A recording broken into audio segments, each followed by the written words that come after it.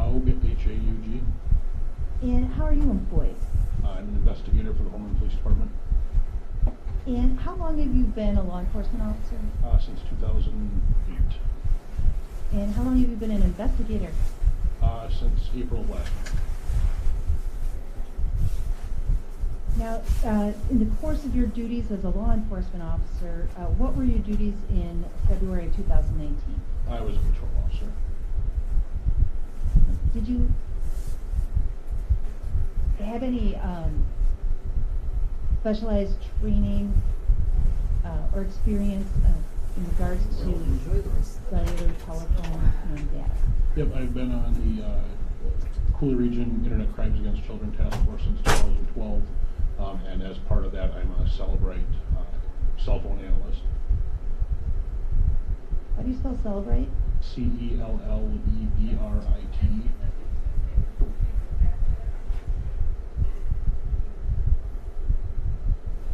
So, can you explain for the jury what training you have to be a Cellebrite phone analyst? So I went through a week-long training that's hosted by Cellebrite, and it's to become a certified, they call it a certified physical analyzer, but it's a training that they teach us how to use their software and hardware to extract data on cell phones. So you touched on this. So Cellebrite is both a software program and you said hardware? Yes. Yeah, they provide software, and then there's equipment that you have to use to extract the data. And do you undergo updated training? Not particularly, more so through when they release updates and things like that, just downloading the phones and practicing that way. Could you describe the process of what does Cellebrite do? So Cellebrite as a whole is a program that will analyze the data or extract it out of cell phones. They have the equipment that we use, it has a write blocker built into it, so that's something that stops the software doesn't write anything to the device. It only takes the data from the device and saves it to a computer, and then puts it into a program that we can look at the data and make it easier to understand. So to rephrase what you just said, it does not alter the data or change the phone in any way? Correct. It just takes the data and makes it more user-friendly.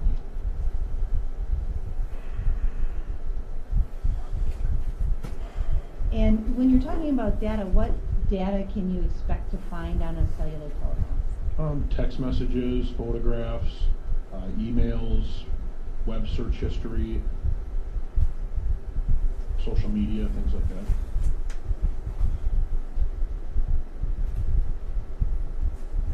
When you're talking about text messages, does that include things like instant messaging, Facebook Messenger, like all of Correct. those message programs? Correct.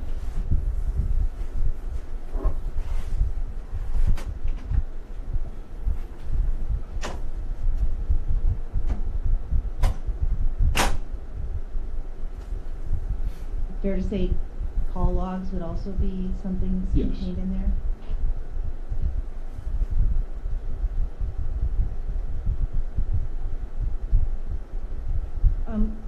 Once you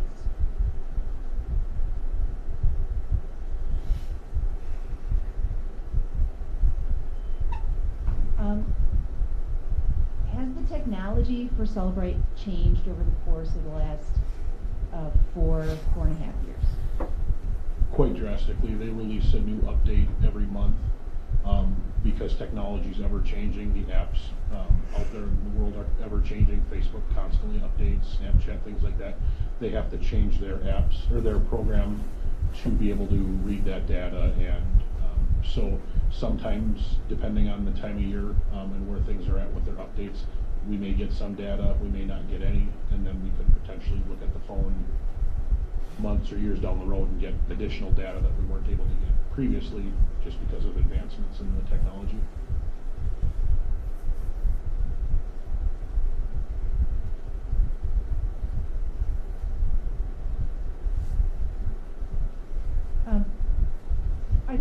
versions of the program? There's the Cellebrite reader version, which is free to anybody, that they can take the data that I extract and put it into that program and open it on a normal computer and look at it the same screen or the same way that it shows up from Cellebrite, but they don't have access to the tools to extract a phone. Then there's the main version of Cellebrite that is what I have, that you can download things, or extract the phones, download the data. And then there's a premium version that I don't have, that's a fairly expensive program, and that allows more of like unlocking devices that are locked and things like that.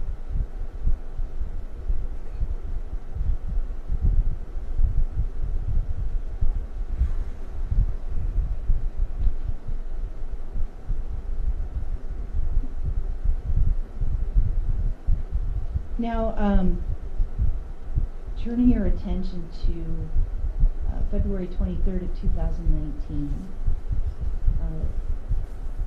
during the morning hours, were you asked to extract data from any cellular telephones? Yes.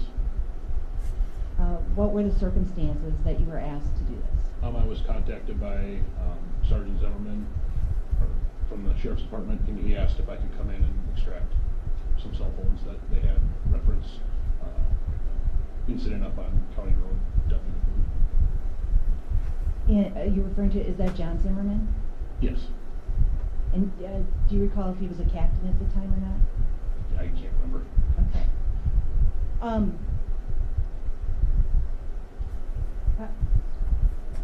Do you recall how many telephones or cellular telephones that you were requested to download data? 2. Was one of those belonging to Lori Phillips? Yes. And did you have consent, Ms. Phillips' consent, to extract the data from her phone?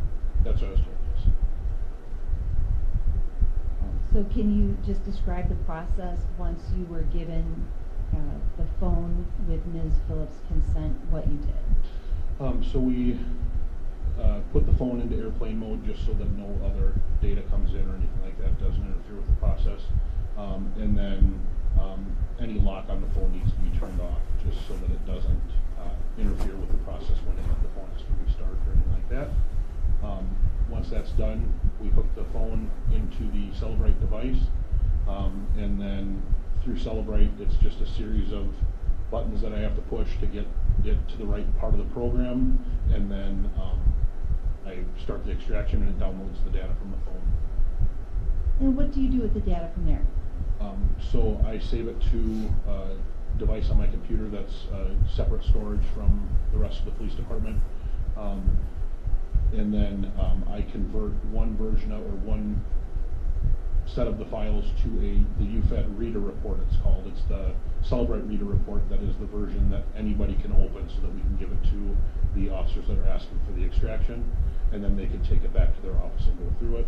And then I keep the original files stored on that storage device in the police department. Why do you keep that information filed separately from the rest of the police computers?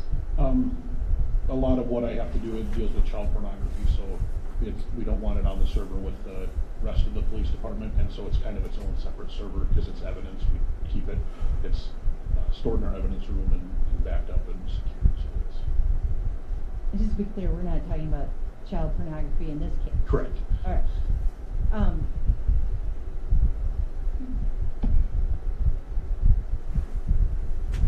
So you recall doing that with Ms. Phillips' phone? Yes. And did you do that with Mark Phillips' phone as well? Yes. Did you do any analysis of the data that was on the phone? I just look to make sure that the extraction opens properly, and then from there I turn it over to investigators. And is that typically on like a USB drive? Yes. And do you make any changes or alterations to the data before you do that? No. Show you what's been marked as state exhibit number 63. USB drive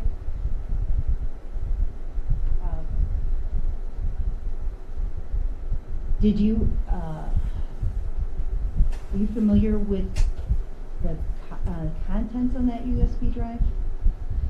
Yeah, it should be the report, the reader report.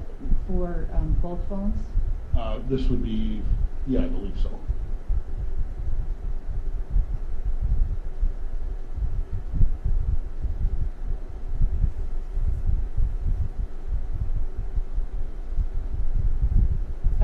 And let me ask another question about the reader report.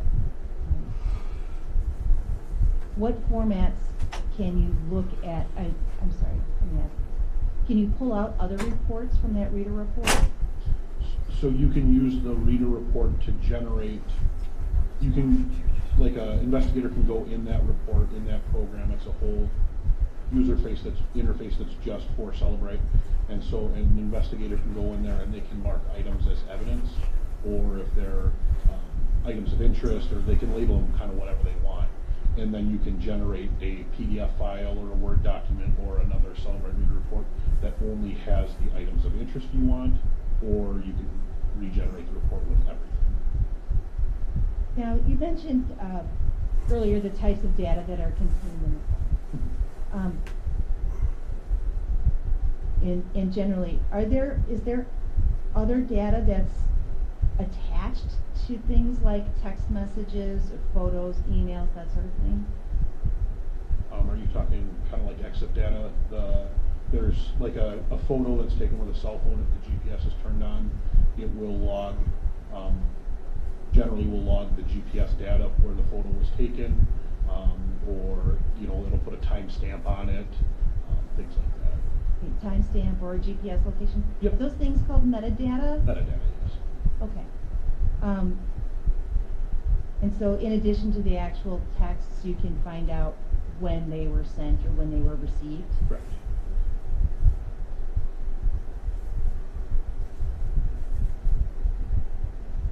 So with the reader version, is there any way for any users or investigators to change or alter the data through that reader interface? Not that I'm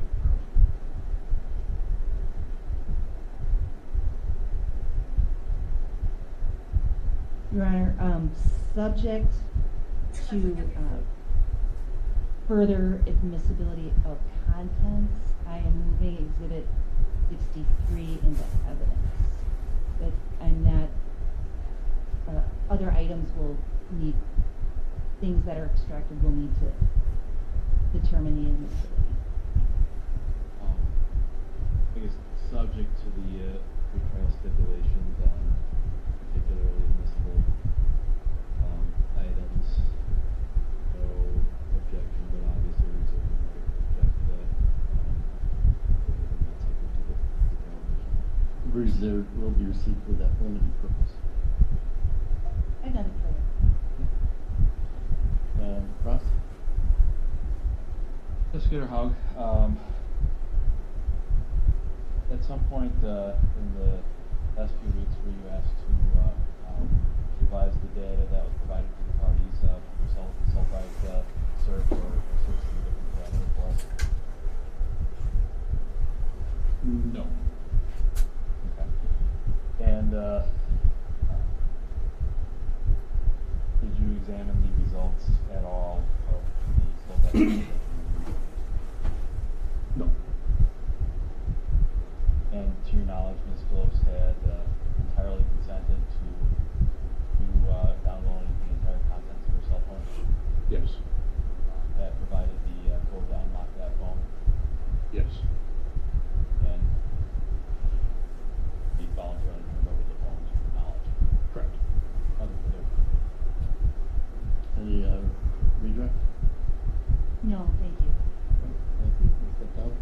Your Honor, I'm not going to require him to remain here, but I am going to keep Investigator Howard proceed to discipline just in case we need to call him. Okay. Okay. No. Yeah, go ahead. As long as we're talking about that, may we release Bravo from his subpoena? Yes. Yeah, you can be released from this subpoena too.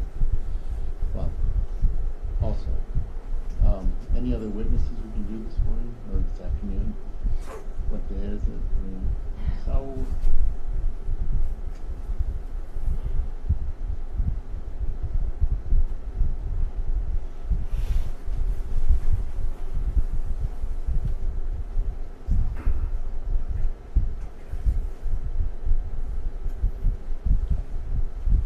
We only have.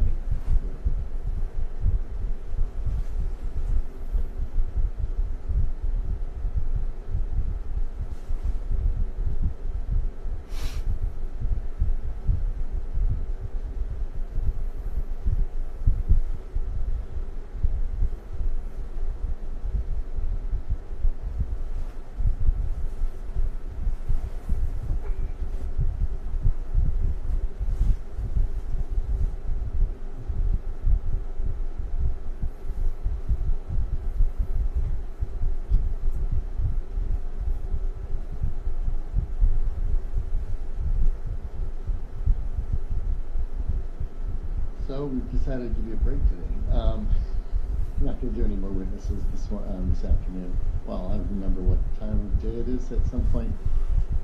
Tomorrow, just again, be here about 8:30. We'll start at 8:45. Essentially, as soon as you're ready, and if we have everything ready to go, we'll start. One thing I do want to tell you tomorrow is we may go a little bit more into the noon hour to try to get some more information because I have a hearing from 1 to 1:30 tomorrow that I have to do because of certain time limits. But then we'll start the trial right up after that. So just to give you a heads up that might happen tomorrow. If there's any questions, you have any questions, of course, Terry, Kevin can answer those for you.